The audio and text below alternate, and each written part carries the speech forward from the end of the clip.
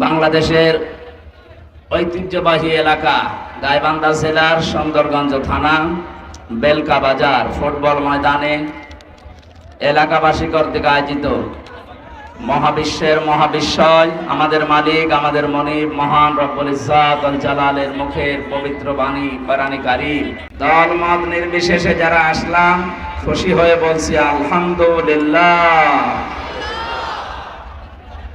পৃথিবীতে যত কথা হয় আর যত কথা হবে সবচাইতে উত্তম কথা সত্য কথা আল্লাহর কথা। মান ক্বালা বিহি সাদাকা, যারা কোরআন দিয়ে কথা বলে আল্লাহ বলেন নবীজির মাধ্যমে যে তারা সত্য কথা বলে। সুবহানাল্লাহ। যেন আমরা কথা যা বলবো এখান থেকে কোরআনের কথা অ্যাডভার্টাইজ করা হবে, এখান থেকে ডেলিভারি হবে ইনশাআল্লাহ। কোরআন হাদিসের বাইরে আমরা কথা বলতেও রাজি না, শুনতেও রাজি না। এই কথা বলে না কেন? মান হাকামা বিহি আদালা, যারা কোরআন দিয়ে বিচার ফায়সালা করে এরা ন্যায় বিচার কায়েম করতে পারে। এই বাংলাদেশ এখনো কোরআনের বিচার যেহেতু কায়েম নেই, এই জন্য আমরা ন্যায় বিচারের তুলনায় অবিচার বেশি পাচ্ছি। আরে 15.5 বছর তো ইতিহাসে পাল্টিয়ে ফেলেছি। মানুষকে বিচার ব্যবস্থায় যে এইরকম নিজস্ব করে রাখে দুনিয়ার কোন দেশে এইটা নেই, শুধু বাংলাদেশ ছাড়া।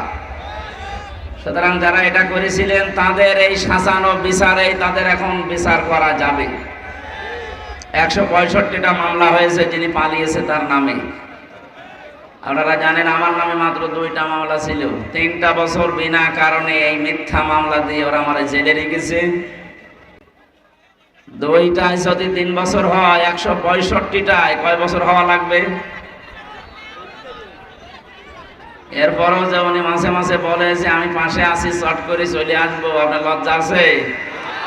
সারা দেশের মানুষকে বিনা কারণে 2টা 3টা 5টা 7টা, আমি জেলখানায় এক একজনের মামলার সংখ্যা শুনতাম 313টা 533টা। কি গো, কি গণনা করে কি করি মামলা? আমার বলছিল যে আমরা যা বলতে বলি এগুলো যদি না বলেন তাহলে 50টা মামলা দেওয়া হবে। বলেন সুবহানাল্লাহ। এইটাই চলছিল দেশে। এর একটাই মাত্র কারণ, কোরআনে কারিমের বিচার ব্যবস্থা এই দেশে ছিল না। কথা বলেন ঠিক কিনা? সুতরাং আমরা চাই এদেশে যদি নবীর এই কথা অনুযায়ী ন্যায় বিচার, অবশ্যই কোরআন ছাড়া বিকল্প কিচ্ছু নেই। আপনি যাই মনে করেন আর যাই বলেন। ওমান আমিলা বিহি উজরা, যারা কোরআনের আমল করবে আল্লাহ তাদেরকে পুরস্কার দান করবে। ওমান দাআ ইলাইহি হাদা, কোরআন দিয়ে মানুষকে ডাক দিলে আল্লাহ তাকে হেদায়েতের উপরে রাখবে। আমরা হেদায়েতের উপরে থাকতে চাই না? বলেন বলেন, এটাকে আমি বানাচ্ছি? আপনি যদি সত্যি হেদায়েতের উপরে থাকতে চান, শুধু জুব্বা গায়ে দিয়ে পাগড়ি মাথায় দিয়ে তসবিহ টিপলে থাকতে পারবেন না। আপনাকে জীবনের উপরে রিস্ক নিয়ে হলেও কোরআনের দিকে মানুষকে ডাক দেওয়া লাগবে, নয়তো আপনি থাকতে পারবেন না। অনেকে মনে করে আমি মসজিদের সভাপতি, আমি হেদায়েতের উপরে নেই মানে। আরে ভাই, আপনি তো মসজিদের সভাপতি এই গাইবান্ধা, আর আবু জেহেল ছিল মসজিদের সভাপতি কাবা শরীফে। আপনি কি তার চাইতে বড় মসজিদের সভাপতি? এই জন্য হেদায়েতের উপরে থাকতে গেলে সাফ কথা, এটা পরিষ্কার কথা, আপনাকে কোরআন দিয়ে মানুষকে ডাক দিতে হবে। কি দিয়ে বলেন তো? কোরআনের দিকে ডাক দেওয়া মানুষ এদেশে কম না বেশি? না, নেই। অধিকাংশ মানুষ আমরা কোরআন দিয়ে ডাকতে জানি না, কারণ তো জানি না ডাকবো কি দিয়ে। নবীজিকে এজন্য আল্লাহ জানিয়েছেন ইয়া আইয়ুহার রাসূল বাল্লিগ মা উনসিলা ইলাইকা মির রাব্বিক, হে রাসূল আপনাকে আমি যে কোরআন নাযিল করলাম এটা আপনি প্রচার করেন। মানুষকে যদি ডাক দিতে চান আপনি কোরআনের দিকে ডাকবেন।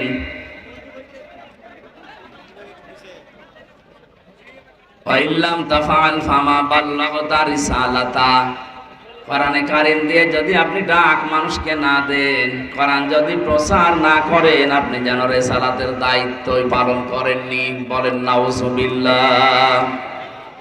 যার জীবনে রেসালাতের দায়িত্ব পালন হয়েছে পঙ্খানো 100 ভাগ গ্যারান্টি পাওয়া গেছে তার সাথীদের কাছ থেকে। বিদায় হজের ভাষণে নবীজি 27 মিনিট বক্তব্য দিয়েছিলেন, ইতিহাস হয়ে আছে ওইটা।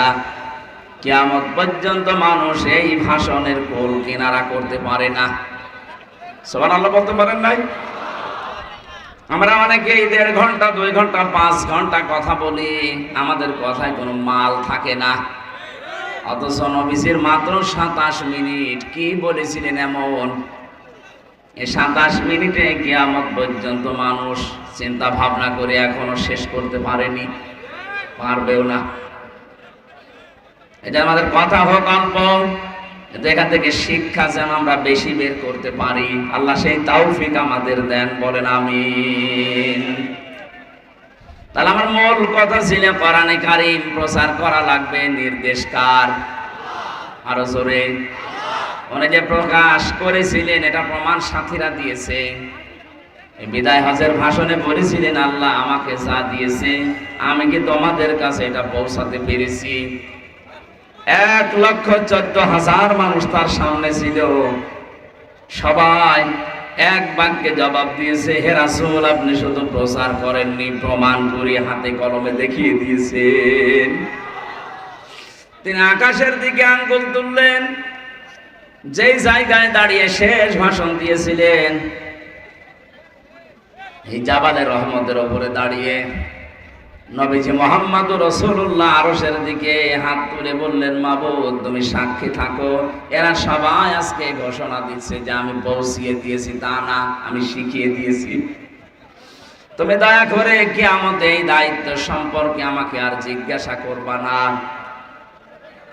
কুল্লুকুম রাঈন ওয়া কুল্লুকুম মাসউলুন আন রাইয়াতিহি।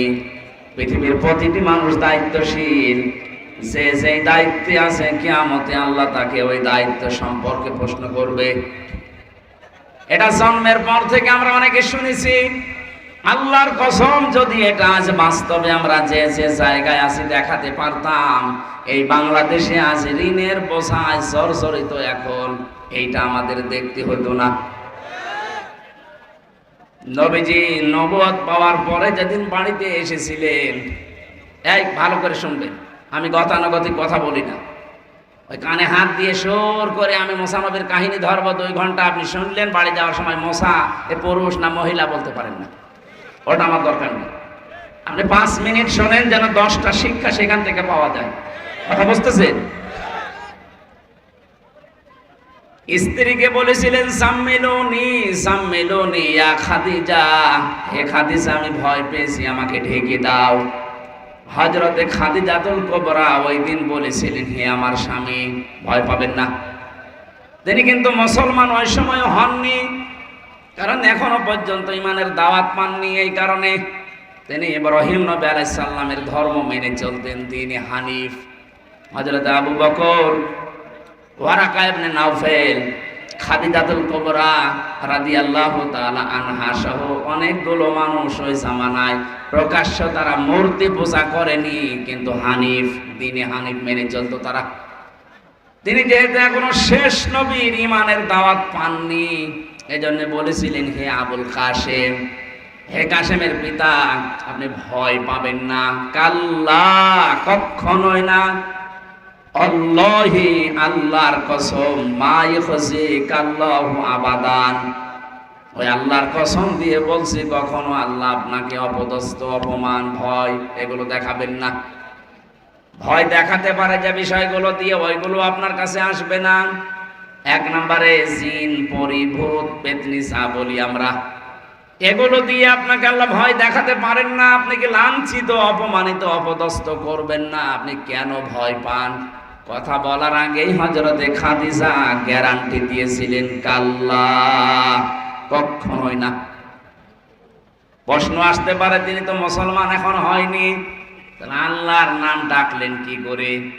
দেখেন এতটুকু একটা বাক্যে হযরতে খাদিজা 2 বার আল্লাহর নাম উচ্চারণ করলেন, কাল্লা আল্লাহি মা ইখজিকাল্লাহু আবাদান। কয়বার বলেন না কেন? তিনি এখনো মুসলমানই হননি, ইমানের দাওয়াতই পাননি।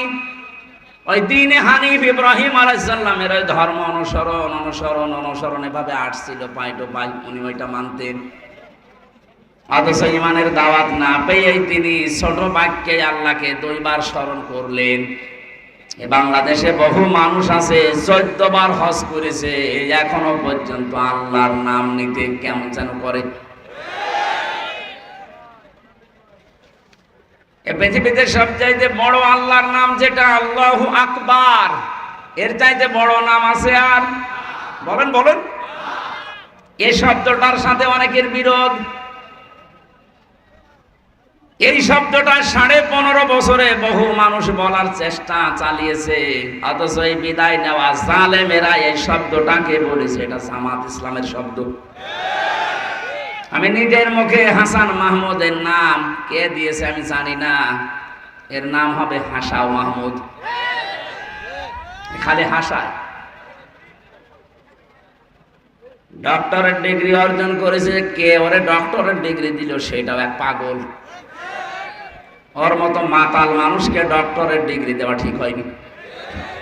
15.5 বছরে যারা এই জালেমকে সবচাইতে বেশি নাড়াচাড়া দিয়েছে তার ভেতরে এই লোকটা একটা। এখন সুর পাল্টিয়েছে।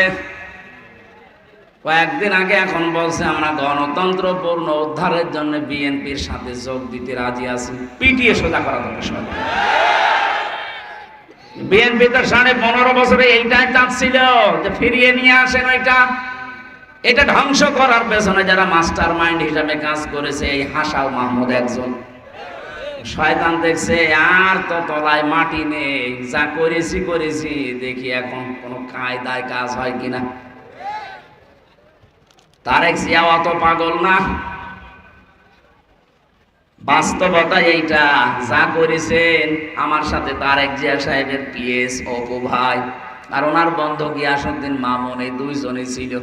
কি করেছেন তাদেরকে?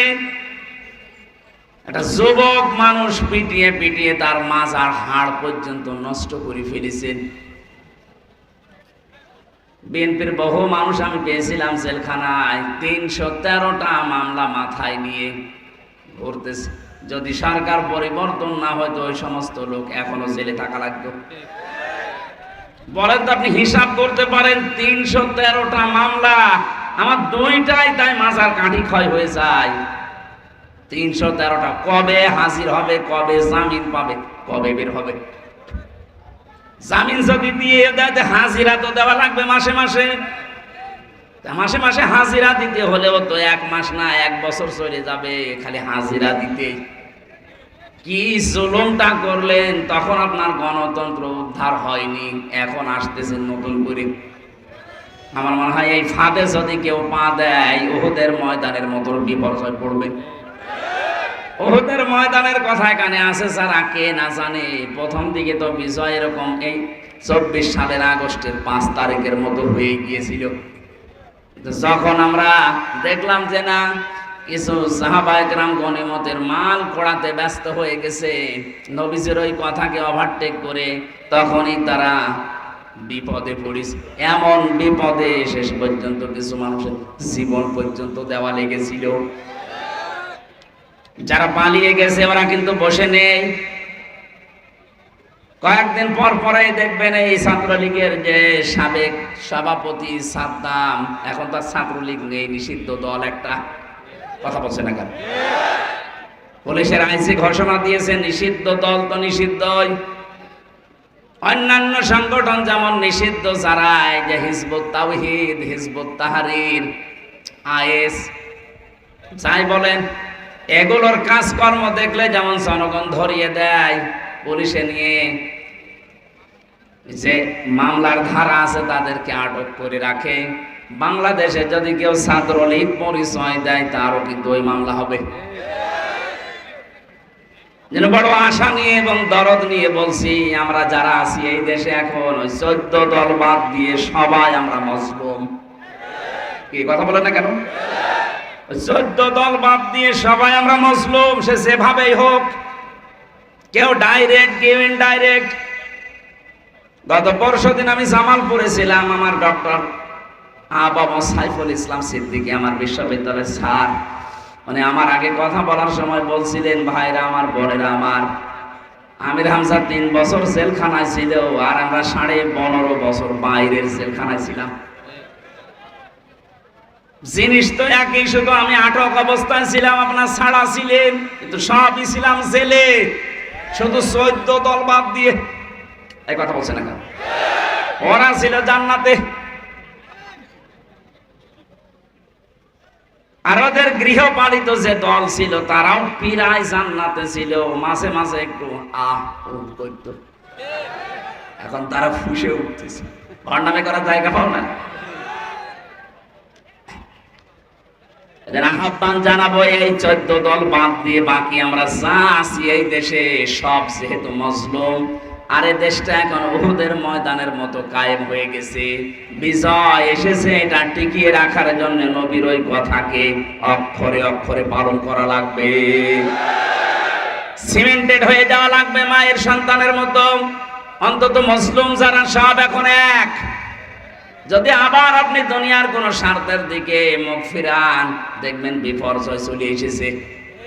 আর এই যে সুযোগ আল্লাহ করে দিয়েছেন, এটা যদি একবার হাতছাড়া করে ফেলেন, অন্তত 100 বছরের ভেতরে আপনি এই দেশকে পিছিয়ে ফেলবেন। আমার এখানে মূল শিক্ষা দেওয়ার বিষয় ছিল এইটা। খাদিজাতুল কুবরা রাদিয়াল্লাহু তাআলা আনহা, তিনি মুসলমান হননি, কিন্তু বাক্য বলতে গিয়ে আল্লাহর নাম বললেন কয়বার? আরো জোরে। আপনার কি হয়েছে? আপনি মুসলমান দাবি করেন, বাবা মা মুসলমান, আপনি আল্লাহু আকবারের শব্দ বলতে চান না, কোন কারণে? এটা তো আমি নিজে বানাইনি, সূরা বানি ইসরাইলের শেষ শব্দ এটা, ওয়াকাব্বিরহু তাকবীরা। তোমরা যদি তাকবীর দাও, ভগবানের নামে দিবা। কার নামে? ওয়াকাব্বিরহু তাকবীরা। বলেন আল্লাহু আকবার। নবীজি কম্বল গায়ে দিয়ে শোয়া ছিলেন, নবীজিকে ডাক দিলেন, ইয়া আইয়ুহাল মুদ্দাথির, হে কম্বলওয়ালা, ওম দাঁড়িয়ে যান, ফাআনজির, মানুষদেরকে সতর্ক করেন। নবীজি বললেন, আমি কাকে দিয়ে সতর্ক আরম্ভ করব? বিশ্ব নবীকে আল্লাহ কোরআনে কারিমে আয়াত দিয়ে জানিয়েছিলেন, ওয়ানজির আশিরাতাকাল আকরাবিন। হে নবী, আপনার সতর্ক করা লাগবে নিজের নিকট আত্মীয় স্বজন দিয়ে। এবার আল্লাহ তাকে ডাক দিয়েছিলেন, যখন আপনার নিকট আত্মীয় স্বজনকে সতর্ক করবেন, আপনি রব্বাকা ফাকাব্বির, আপনি রবের নামে তাকবীর দেবেন। কার নামে?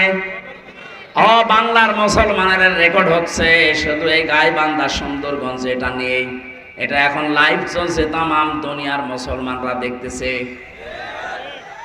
আমি বাইরের দেশগুলোতে গিয়ে দেখেছি, আমাদের এই অনুষ্ঠানগুলো যখন লাইভ হয়, ওইগুলো ওই দেশের ভাষায় রূপান্তরিত হয়ে ওরা ইংরেজিতে, কেউ উর্দুতে, কেউ হিন্দিতে দেখতেছে।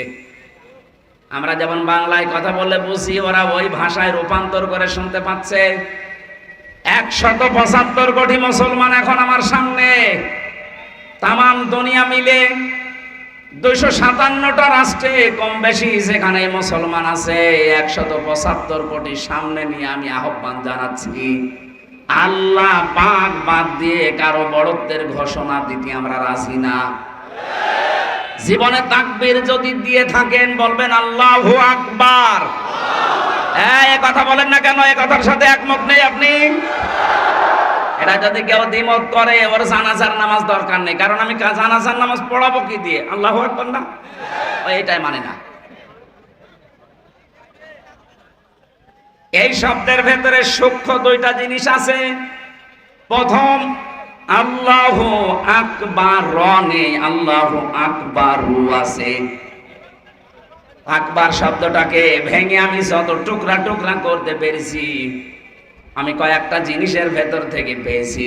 1 নম্বরে সূরা বাকারা, 2 নম্বর পারার 4 নম্বর পৃষ্ঠা 3 নম্বর লাইনে এই আয়াতে আছে ব্যাখ্যায় দেওয়া, আন্নাল কুওয়াতা লিল্লাহি জামিআ, সব ক্ষমতার উৎসকে।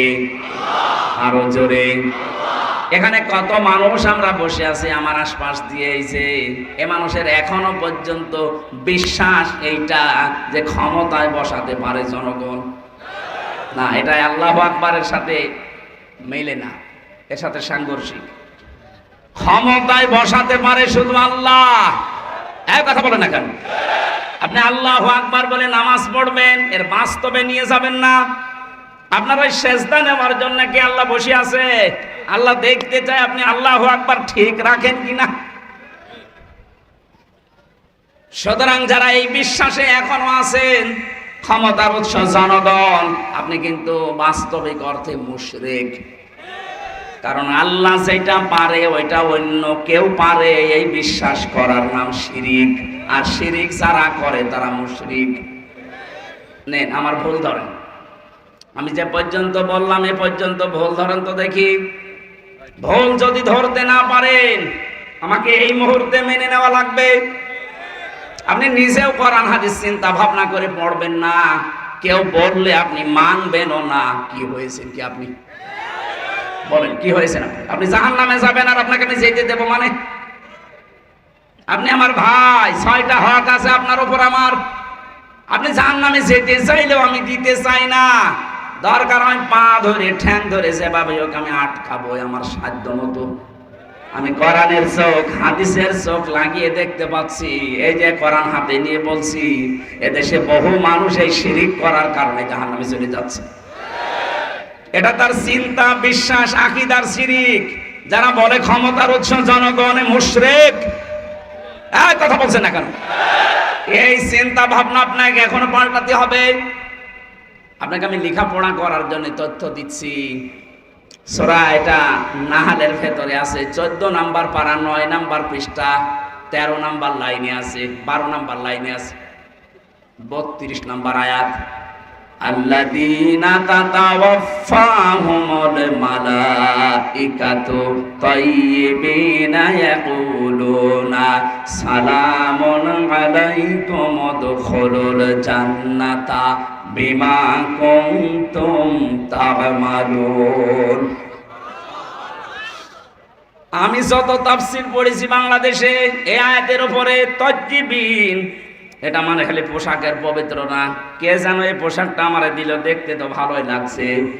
শুধুমাত্র এই পোশাকের পবিত্রতা না, শুধু দেহের পবিত্রতা না, তাইয়্যিবিন এই শব্দে মুফাসসিরিন ইকরাম প্রায় 28টা অর্থ দিয়েছেন। এইগুলো পবিত্র করা লাগবে। আজ এই দেশে কিছু আলেম আছে খালি আকীদার ভুল ধরে, ওর নিজের আকীদা যে অপবিত্র ওই দিকে ওর খেয়াল নেই। কথা বলেন না কেন? আপনি যা পড়ে আলেম হন, আপনার ওই কিতাবের ভেতরে হাজারো আকীদার গলদ আছে। আর আপনি আন্দাজে একজনের উপরে আকীদা নিয়ে আপনি আন্দাজে মানুষকে যে ছোট করার চেষ্টা করেন, আল্লাহকে ভয় করেন। আপনার কি অবদান আছে ইসলামের উপরে? আর যার ভুল ধরেন তার অবদান আপনি গুণেও শেষ করতে পারবেন না। এই জন্য আহ্বান জানাচ্ছি আপনাকে আমি হাতে পায়ে ধরে, কারো উপরে কোনো দোষ দিতে হলে অথেন্টিক ভাবে আপনাকে আগে জানা লাগবে। আন্দাজে কোনো দোষ যদি তার উপরে মিথ্যা চেপে বসে, কিয়ামতে এইটার জন্য আপনি ধরা খেয়ে যাবেন। আর আমার মনে হয় এই কারণটা আজ বাংলাদেশ, ভারত আর পাকিস্তানের সবচাইতে বেশি। সাবধান, শিরিকের এই বিশ্বাসে যারা আছেন তারা অপবিত্র। যখন মারা যাবেন ফেরেশতারা কিন্তু এসে বলবে ফাআলকাতুস সালামা মা কুন্না না'মালু মিন সু বালা ইন্নাল্লাহা আলীমুম বিমা কুনতুম তা'মালুন। গাইবান্ধাবাসী, আমি একটা বিষয় ক্লিয়ার করার জন্য পর্যন্ত এসেছিলাম। সেটা হচ্ছে আল্লাহ পাক ক্ষমতার উৎস, জনগণ ক্ষমতার উৎস নয়। যেহেতু এই দেশে এই আকীদা, এই বিশ্বাস, এই চিন্তা নিয়ে অনেকেই চলেন, সেই জন্য আমি সতর্ক করলাম। যদি এরকম গলদ চিন্তা কারো থাকে, বিশ্বাস থাকে, আপনি এখনই তওবা করে ভালো হয়ে যাবেন।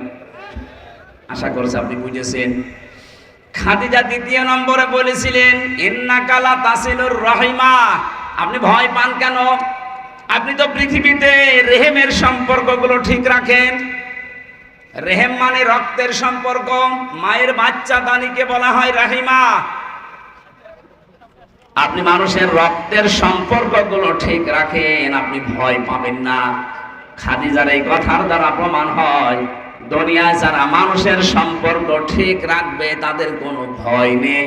আল্লাহ তাদের অন্তর থেকে সব ধরনের ভয় তুলে দেবে। সুবহানাল্লাহ বলতে পারেন না? হ্যাঁ, একটু খেয়াল করবেন এদিকে। যেই মানুষগুলো পৃথিবীর ময়দানে রক্তের সম্পর্কগুলো, আত্মীয়তার সম্পর্কগুলো ঠিক রাখবে, যত বেশি অটুট করবে, তাদের অন্তর থেকে যত রকমের ভয় আছে, ভীতি আছে, তুলে দেবে কে? আরো জোরে বলেন। আপনাকে আমি একটা প্রশ্ন করছি, নিরপেক্ষ দৃষ্টি দিয়ে বলবেন এই হাদিস শোনার পর। নবীজি বললেন যারা রক্তের সম্পর্ক ঠিক রাখে তাদের ভয় নেই। যারা পালিয়ে গেল ভয়তে না আনন্দে? বলেন বলেন। হাদিস অনুযায়ী তাহলে তারা আমাদের সম্পর্কগুলো ঠিক রাখেনি। কথা বলেন না কেন? আরে ভাই, আমরা তো আর বাইরের লোক ছিলাম না, আমরা আপনার আত্মীয়। আমরা কেউ বুবু বলতাম, কেউ আপা বলতাম, কেউ ভাবি বলতাম। অন্তত আমার খুলনা বিভাগ আমরা নাই বুবু বলতাম।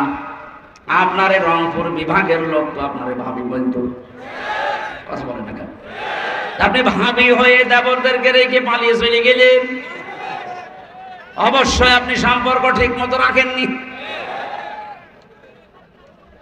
এই হাদিস অনুযায়ী তো তাই হয়, যারা রক্তের সম্পর্ক ঠিক রাখে না তাদের ভেতরে ভয় তৈরি করে দেয় কে? এত ভয় পেয়েছেন দুপুরের খাবার খাবেন সে সময়ও পেলেন না। অন্তত গোপন জিনিসগুলো যদি লুকিয়ে রাখতেন তাও তো দেবরদের এখন মুখ থাকতো। আপনাদের এই বিভাগের মান সম্মান নষ্ট করে ফেলেছে। এমন এমন জিনিস ছেলে মেয়েরা যা পেয়েছে ওকে দেখানোর মতো। মুরব্বী মানুষ কি বলবো, একটা হাজী সাহেব। কিন্তু দুঃখ পাচ্ছে এই 4-5 দিনের ভেতরে উনি এখন বিশ্বের বিভিন্ন মোড়ল, বিশেষ করে ট্রাম্প, আল্লাহরে অলি, এ পাশ করার পরে দেখছি কারো কারো যৌবন ফিরে এসেছে। উনি অনেকে এটা ছড়াচ্ছে যে আমি নির্বাচিত ছিলাম, আমাকে উৎখাত করা হয়েছে। এটা ডাহা মিথ্যা কথা। এই 15.5 বছরে নির্বাচন হয়েছে কোন শয়তানও বলতে পারবে?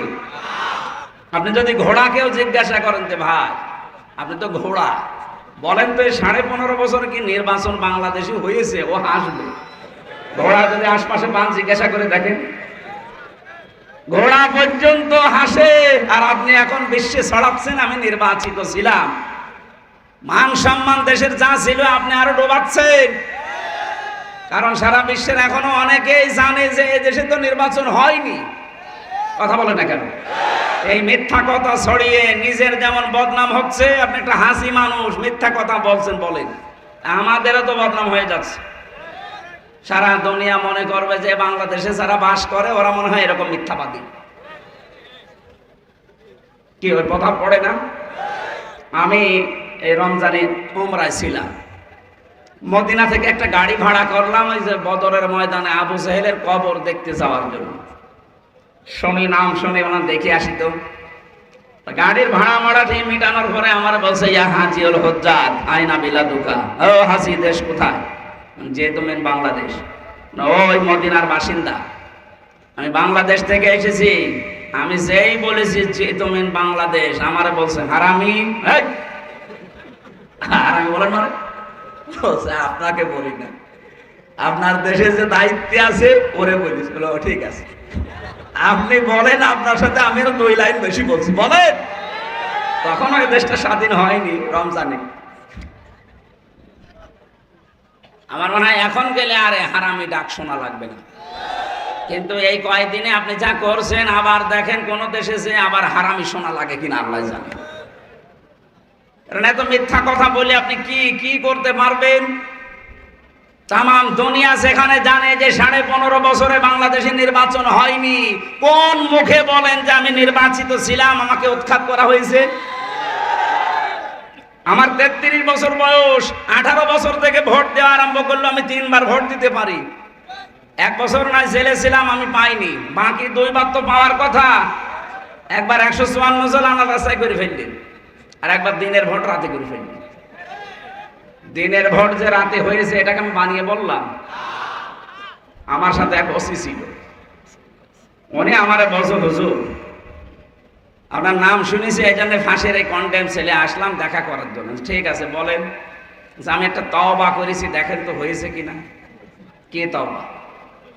যে নির্বাচন গেল ওই সময় আমি বাইরে ছিলাম, ওই যে নুসরাত হত্যা মামলার একজন ওসি ছিল না, ফেনী এই লোকটা আমার বলছে আমি তাওবা করলাম, রাত 12টার পর থেকে আমার যা কনস্টেবল আছে, আমার এসআই আছে, এএসআই আছে, দারোগা যা আছে, এদেরকে সাথে নিয়ে রাত 12টার পর থেকে আল্লাহর নামে ভোট কাটা আরম্ভ করলো।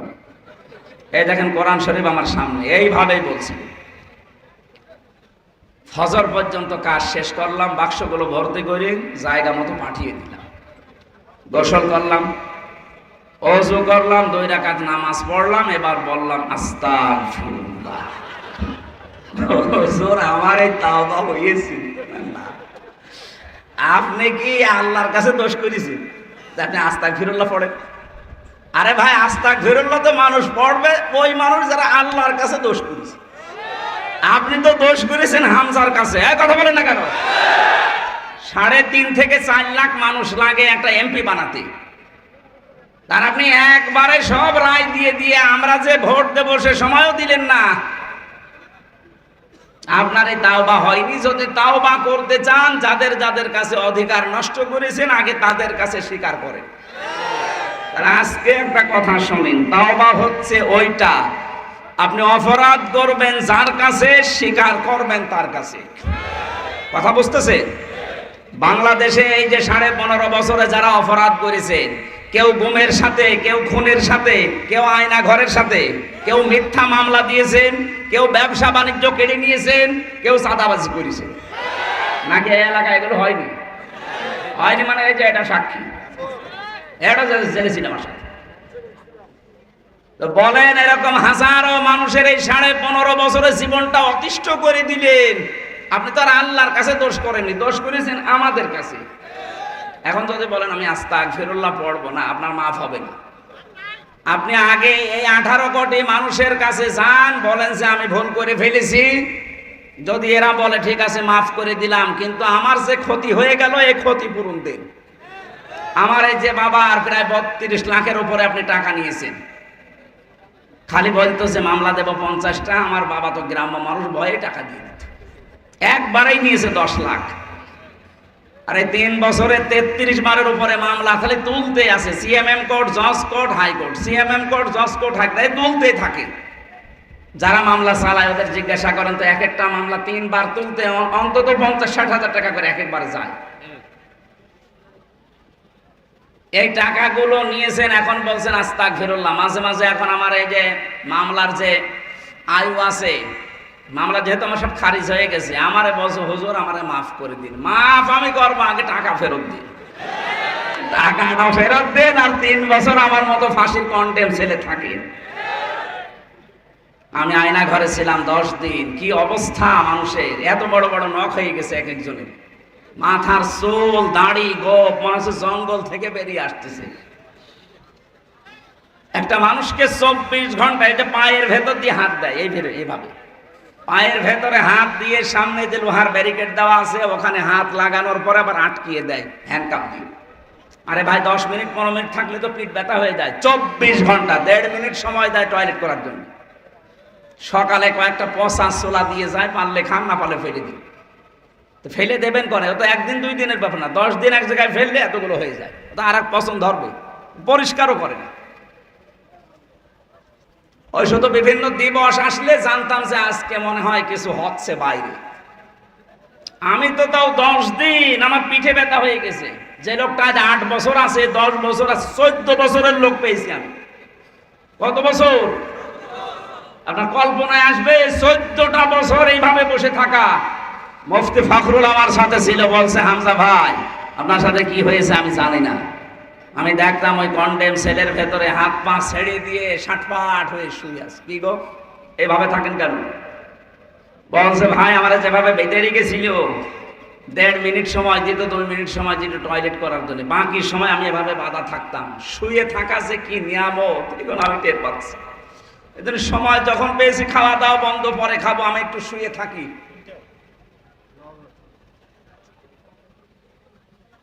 কেউ কেউ এই আঙ্গুল দিয়ে, এত বড় বড় নখ, আঙ্গুল দিয়ে খুশিয়ে খুশিয়ে দেওয়ালের সাথে লিখে রেখেছে মোবাইল নাম্বার দিয়ে, ভাই যদি একটু বাইরে যেতে পারে এই নাম্বারে একটু জানাবেন যে আমি বেশি আছি।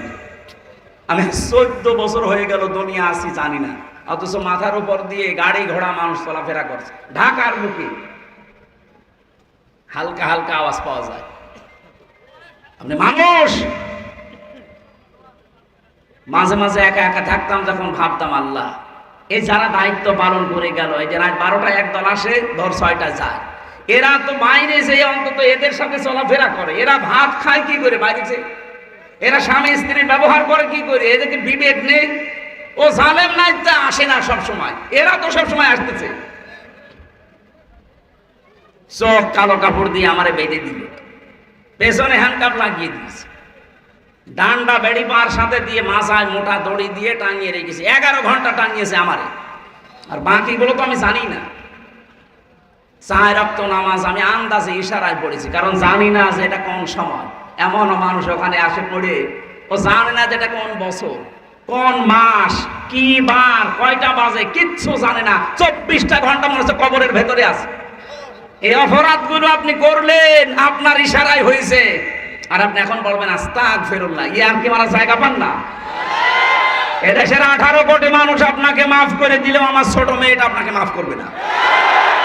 এখনো পর্যন্ত স্বাভাবিক না, আমার কাছে আসতে চাই। 7 মাস বয়স হলে রেখে এসেছি, জীবনে কোনোদিন দেখি নাই। কি করেছিলাম আমি আপনার মেয়ের দিকে তাকিয়েছি, আর আপনার সা মেয়ে ওকে তাকানোর মতো।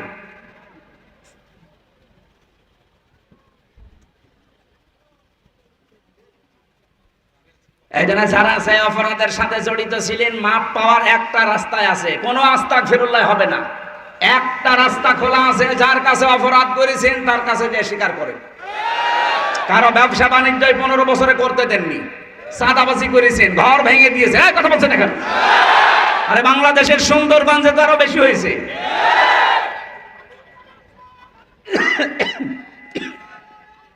ভেঙে দেন না না না, কথা বলতে। যারা সে অপরাধ করেছিলেন, ভাই আমি আপনাকে বাঁচাতে চাই। ওই ভণ্ডামি মার্কা কথা, ওই প্রতারণামূলক কথা বলে আন্দাজে আপনাকে নিঃশ্বাস দিয়ে না, আমি বিশ্বাস করাতে চাই আপনি মুক্ত হতে পারবেন। আগে 15.5 বছরে যার যার সাথে যা করেছেন তার কাছে ক্ষমা চান, তার ক্ষতিপূরণ দেন। যার যা করেছেন তার ক্ষতিপূরণ দিয়ে দেন। সে যদি মন থেকে বলে ঠিক আছে মাফ করে দিলাম, তারপরে বলেন আস্তাগফিরুল্লাহ। তারপরে একটা ভয়ঙ্কর কথা আছে, আপনি মাফ চাবেন, এই 15.5 বছরে অনেক মানুষ মরে গেছে, তার কাছে কি করবেন? এই কথা বলে না কেন? এই জন্য জালেমদেরকে টিকিয়ে রাখার জন্য যে যাই করেছেন ওই অসির মতো তারই কপাল পুড়িয়েছে। আল্লাহ আমাদের হেফাজত করুন, বলেন আমিন। রক্তের সম্পর্ক যারা ঠিক থাকে না, তারা লাঞ্ছিত হয়, অপমানিত হয়, অপদস্থ হয়, ভয় তাদেরকে ঘিরে রাখে, এই জন্য পালিয়ে গেছে। ওনার কোন রক্তের সম্পর্ক ঠিক নেই, এ বিভাগে বাড়ি তার, শ্বশুর বাড়ি তার, স্বামীর সাথে যা করেছে আপনি তার আত্মজীবনী পড়েন। আমার মনে হয় স্বামীটা যে বেঁচে ছিল, মরা মানুষ হয়ে বেঁচেছিল। কোন কপালে আল্লাহ এর রংপুর বিভাগে পুত্রবধূ বানিয়েছিল আল্লাহ জানে, আর বিভাগ পায়নি বাংলাদেশে। 2 নাম্বার কথাটা বলার জন্য আমি এ পর্যন্ত এসেছিলাম। তাহমিলুল কাল্লা, এদিকে তাকান। নবীজি বলেন, যে মানুষটা, আমার স্ত্রী আমাকে শোনাচ্ছে, স্বামী আপনি ভয় পাবেন না, কারণ আপনি মানুষের বোঝা বহন করেন। কিসের বোঝা? কষ্টের বোঝা, ঋণের বোঝা, দুঃখের বোঝা, এগুলো আপনি বহন করেন, হালকা করে দেন, আপনি ভয় পাবেন না। এই খাদিজাতুল কুবরার কথা যারা বোঝা যায়, যারা মানুষের বোঝা হালকা করে দেয়, মানুষের বোঝা যারা বহন করে, তাদের আল্লাহ পাক দুনিয়ার ভয় তুলে দেয়। অথচ আপনি কি করলেন? আবু সাইদ সহ 3732 জন মানুষ আপনার ইশারায় হোক আর ডাইরেক্ট ইনডাইরেক্ট হোক দুনিয়া থেকে বিদায় নিয়ে চলে গেল। কথা বলেন না কেন? 2780 জন মানুষ এখন হাসপাতালে কাতরাচ্ছে, কারো হাত নেই, পা নেই, চোখ নেই, অন্ডকোষ উড়ে গেছে। আমার কুষ্টিয়ায় দেখলাম। এই মানুষগুলো তার পরিবারের জন্য, সমাজের জন্য, দেশের জন্য বোঝা না? বলেন বলেন। আপনি তো পালিয়েই গেলেন, এই বোঝা দিয়ে গেলেন কেন? আপনার দলের লোক এত টাকা পয়সা মারিং কাটিং করে বাইরের দেশে পাঠিয়েছে, ঋণ বিশাল বোঝা দিয়ে গেলেন, এই দেশে ঋণের বোঝা। এখন এই দেশে কেউ জন্ম নিলে তার মাথায় 1 লাখ টাকা ঋণ। কিসের উম্মত দাবি করবেন আপনি? নবীজি বলেন আমি আমার উম্মতদের বোঝা হালকা করি, আর এমন উম্মত বোঝা আরো আমাদের ভারী করে দিয়ে গেল। কথা বলে না কেন? সুতরাং যারা মানুষের বোঝা বহন করা দূরের কথা, বোঝা হালকা দূরের কথা, আরো বোঝা বাড়িয়ে দেয়, কষ্টের বোঝা, দুঃখের বোঝা, ঋণের বোঝা, সে নবীর উম্মত হওয়ার দাবি করতে পারে না। 15.5 বছরে বহু পরিবারে বিভিন্ন কষ্টের, দুঃখের, হতাশার বোঝা আপনারা দিয়েছেন। যার পরিবারে 10টা মামলা দিয়েছেন, তার জীবনে যে কি একটা বোঝা আপনি দিয়ে গেলেন, সে ছাড়া আর কেউ বোঝে না। আমি 2টা মামলায় জর্জরিত হয়ে জীবন শেষ করে ফেলেছি। 8টা 10টা 15 20টা 100 150 200 500 33টা মামলা আমি পেয়েছি জেলখানায়। এক একজনের কি বোঝা দিয়ে গেলেন, কষ্টের, দুঃখের, হতাশার। আপনাকে আল্লাহ ঠিক এইভাবে বোঝা দেবে, অপেক্ষা করেন। আমি খাদিজাতুল কুবরার কথা তুলেছিলাম এই কারণে, যারা আজ মানুষের উপরে কষ্টের বোঝা, ঋণের বোঝা, দুঃখের বোঝা, হতাশার বোঝা দিয়ে গেল, তারা আবার দাবি করে মানবতার কথা বলে। এদের মুখে মানবতার কথা মানায়? আরো জোরে বলেন, মানায়? এদের আমার বাঁচানোর সিস্টেম এইটা। যারা তাদের সিদ্ধান্তে, তাদের বিশ্বাসে, তাদের চিন্তা চেতনায় আল্লাহ বাদ দিয়ে অন্য কাউকে ধারণ করেন, আপনার জীবন কিন্তু পবিত্র হয়নি। আপনি মারা গেলে মুশরিক হয়ে মরবেন, আর মুশরিকদের জন্য অবধারিত জাহান্নাম। আপনাকে আমি বাঁচাতে চাই, আজকে থেকে বিশ্বাস পাল্টান। আপনি বলবেন ক্ষমতার উৎস জনগণ। কে? আল্লাহ। এই ছোট্ট বাক্যটা পুরো জীবনটাই পাল্টিয়ে দেবে আপনার। যারা বলবে ক্ষমতার উৎস জনগণ, আমার বাবা হলে ওর মুখে লাথি দিয়ে চলে আসবেন। কারণ বাবা জাহান্নামে গেলে আমি যেতে পারি না। এই কথা বলে না কেন? আপনাকে যাওয়া লাগবে জান্নাতে। কোথায়? বলেন বলেন। এই আয়াতটা তার প্রমাণ। আল্লাযীনা তাতাওয়াফাহুমুল মালায়েকা। মরণের বিছানায় আজ হোক কাল হোক আপনি আছাড় খেয়ে পড়বেন না? পড়বেন না? যখনই আছাড় খেয়ে পড়বেন, তাজ্জিবিনা, ফেরেশতারা যখন দেখবে যে না, এর চিন্তা চেতনা, পোশাক আশাক, ব্যবসা বাণিজ্য, কর্মজীবন পবিত্র আছে, ইয়াকুলুনা সালামুন আলাইকুম, ফেরেশতারা বলবে আল্লাহর বান্দা শান্তি তোমার উপরে, প্রবেশ করো। উদখুলুল জান্নাহ, ওই যে জান্নাত দেখা যাচ্ছে, প্রবেশ করো। বিমা কুনতুম তামালুন, এই ধরনের কাজই দুনিয়ায় তোমরা করেছিলে। জোরে বলেন সুবহানাল্লাহ। আল্লাহ এই আয়াতটা যেন আমাদের জীবনে একেবারে সেট করে দেন, বলেন আমিন। কোরআনে কারীম থেকে 6666টি আয়াতের ভেতরে একটা আয়াত পড়েছি, সূরা নূর 30 নম্বর আয়াত। এটা পারিবারিক জীবন দিয়ে সাজানো। সেদিন আমার একটা গল্প মনে পড়ছিল। একটা লোক লিখেছে মেসেজে, আমার বউ সুন্দরী। এদিকে তাকান, এর সাথে রিলেটেড, এই জন্য শিক্ষার জন্য বলছি। আমার বউ অনেক সুন্দরী। প্রথম তার আমার ভালোই লেগেছে। আমি অফিস ছুটি করে তাড়াতাড়ি শেষ করে বাড়িতে আসতাম, সময় দিতাম। কিন্তু একটা সন্তান হওয়ার পর থেকে আমার আর তার ভালো লাগে না। এই দিকে তাকান, আমার আর ভালো লাগছে না। তার কাছেও যেতে মনে বলে না। অফিস শেষ করে এসেছে, যখন আমাকে চাহিদা দেয় তখন আমি বলি আমি ক্লান্ত, অথচ আমি ক্লান্ত না, আমি সব ঠিক আছে, কিন্তু আমার ভালো লাগে না। অনেক আমার এই লিখেছে যে ভাই কি করা যায় দেখেন তো, সব কিছুই আমার ভালো ছিল, হঠাৎ আমার পাল্টিয়ে এখন মন বলছে পরকীয়া প্রেম করি। আমার মন বলছে আমার এই বউটার কাছে আর সময় আমি না দেই, যেহেতু বাচ্চা হয়ে গেছে আমি ছেড়েও দিতে পারছি না।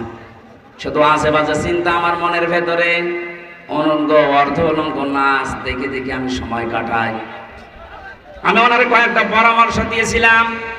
প্রথমটা বললাম, এক কাজ করেন, সূরা নূর 30 নম্বর আয়াতটা একটু ফলো করবেন। যদি কথা দিতে পারেন আপনার এই রোগ আমি ভালো করতে পারবো। আমি উদাহরণ হিসাবে শুধু ওনাকে বলছি না, গাইবান্ধার এই সব মানুষকে উদ্দেশ্য করে বলছি, যাদের আজ নিজের স্ত্রীর প্রতি আকর্ষণ নেই, অন্য মেয়ে লোকের প্রতি পরকীয়া প্রেমের আকর্ষণ বেড়ে যাচ্ছে, উলঙ্গ অর্ধ উলঙ্গ নাচ গান নিয়ে যারা সব সময় ব্যস্ত থাকতে মনে চাচ্ছে, বাইরের মেয়েদের প্রতি যাদের আকর্ষণ বেশি, তাদেরকে বলছি, সূরা নূরে আল্লাহ ঘোষণা দিয়েছেন, কুল্লিল মুমিনিনা ইয়াগুদ্দু মিন আবসারিহিম ওয়া ইয়াহফাযু ফুরুজাহুম। জোরে বলেন আল্লাহু আকবার। কুল্লিল মুমিনিনা ইয়াগুদ্দু মিন আবসারিহিম ওয়া ইয়াহফাযু ফুরুজাহুম যালিকা আযকা লাহুম ইন্নাল্লাহা খাবীরুম বিমা ইয়াসনাউন।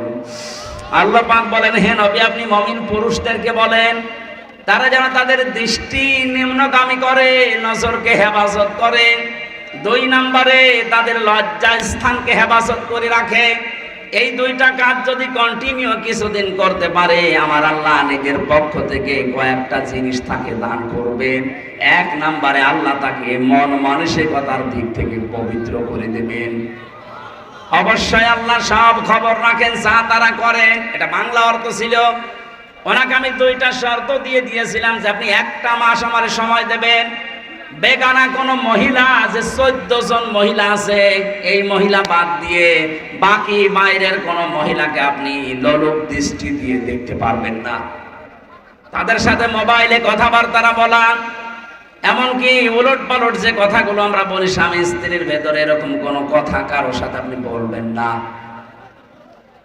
14 থেকে 15 দিন পরে রিপ্লাই দিচ্ছে, আমি যার সাথে সুখে পড়েছিলাম পরকীয়া প্রেমে, সে আমাকে কল দিয়েছিল কয়েকবার, কিন্তু আপনার এই 2টা শর্ত, চোখ নিম্নগামী করা এবং লজ্জা স্থানের হেফাজত করা, এই কথা মনে হবার সঙ্গে সঙ্গে আমি ওই কল আর রিসিভ করি নাই, ছেড়ে দিয়েছি। ও কয়েকবার কল দিয়ে দিয়ে যখন রিপ্লাই পাইনি, সেও বন্ধ করে দিয়েছে। 2 নম্বরে বাইরের মহিলাদের দিকে চোখ পড়লে একটা আলাদা আবেশ আমার ভেতরে তৈরি হতো। হ্যাঁ, এটা মানুষের ভেতরে তৈরি হবে, এটা স্বাভাবিক। সূরা আলে ইমরান 14 নম্বর আয়াতে আল্লাহ এই তথ্যটা দিয়েছেন, যুজ্জিনা লিন-নাসি হুব্বুশ শাহাওয়াতি মিনান নিসা। দুনিয়ায় আমি আকর্ষণীয় করে দিয়েছি, লোভনীয় বস্তু বানিয়ে দিয়েছি, শোষিত করে দিয়েছি 7টা জিনিসকে। তার ভেতরে 1 নম্বরে নারী। আমাদের যিনি আদি পিতা হযরতে আদম নবী আলাইহিস সালাম, হযরতে আদম আলাইহিস সালাম পর্যন্ত হযরতে হাওয়াকে দেখার পরে প্রথম দিন তিনি তাকিয়েছেন এবং ধরতে গিয়েছিলেন। আল্লাহ পাক বলেছিলেন, না আদম, তাকানো যাবে না, ধরাও যাবে না।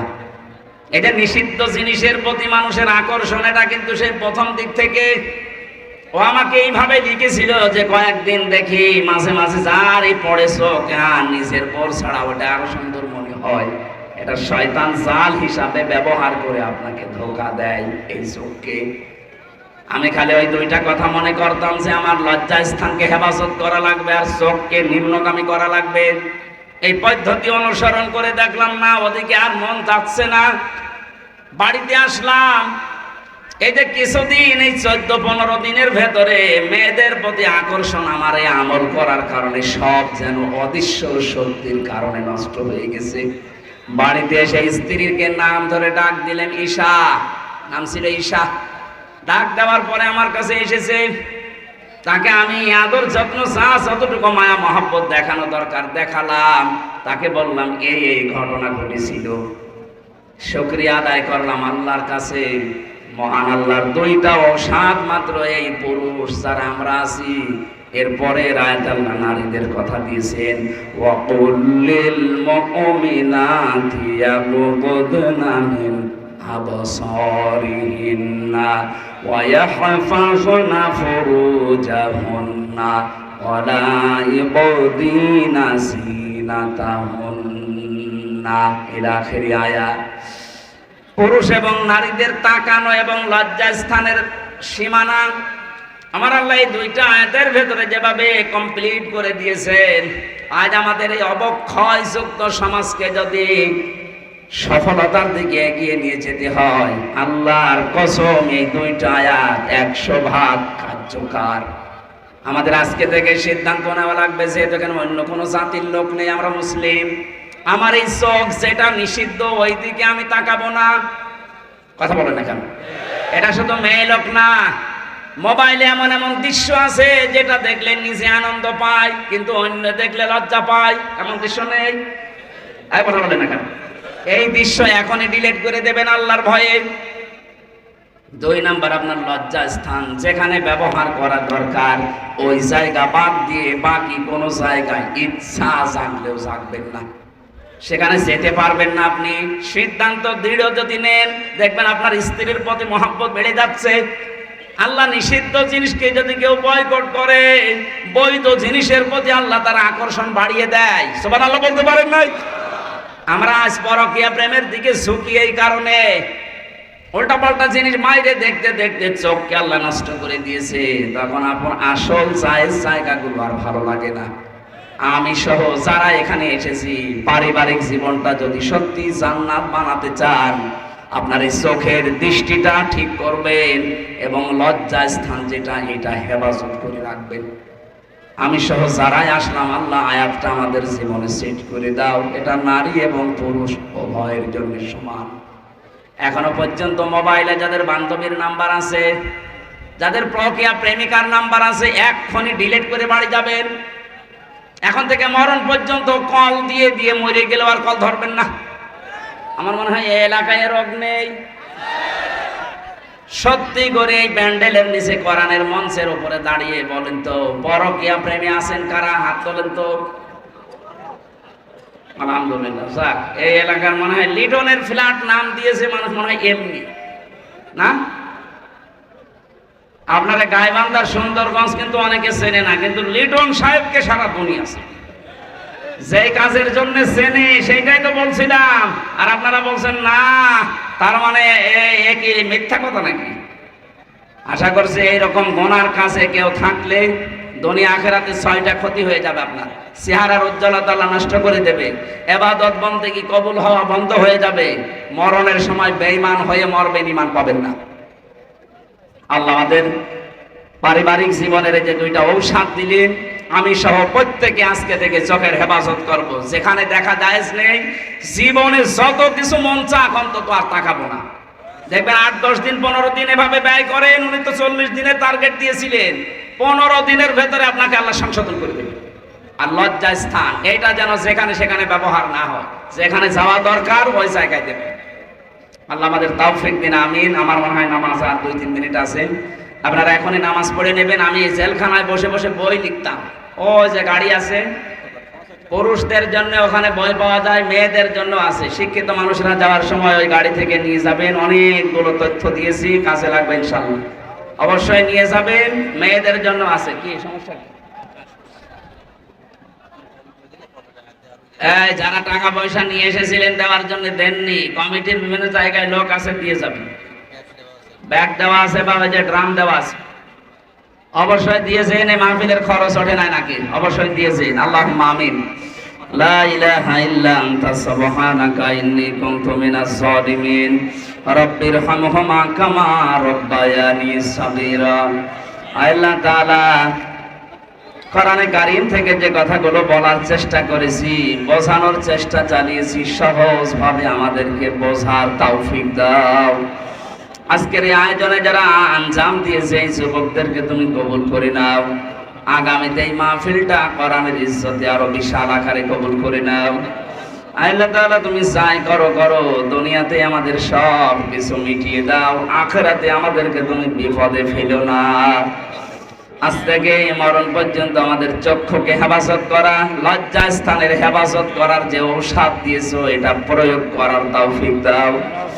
আমাদের ব্যক্তি, পরিবার আর সমাজ, আমরা এগুলো থেকে গণামুক্ত থাকতে চাই।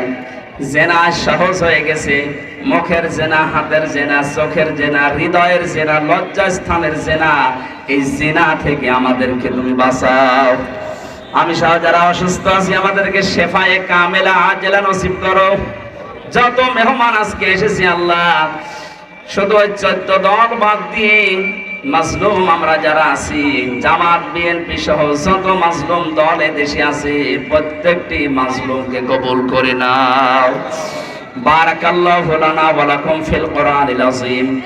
এলাকায় মাটির নিচে কত মানুষ ঘুমিয়ে আছে আল্লাহ, এই মানুষগুলোকে কোরআনের ইজ্জতে মাফ করে দাও রব্বুল আলামিন। 2024 সালের 5 আগস্টের আগ পর্যন্ত সারাই দুনিয়া থেকে বিদায় নিল এই বৈষম্য বিরোধী ছাত্র আন্দোলনে যারা শহীদ হয়েছে, নারী পুরুষদেরকে তুমি শাহাদত কবুল করো। আইলে তারা অনেকেই দোয়া চেয়েছেন, অপভাই দোয়া চাই মাঝে মাঝে, আল্লাহ তুমি তার সন্তানটাকে সুস্থ রাখো। জনাব তারেক জিয়ার জন্য দোয়া চেয়েছে, আল্লাহ তুমি সহি সালামতে আবার দেশের সম্পদ দেশে ফিরিয়ে দাও।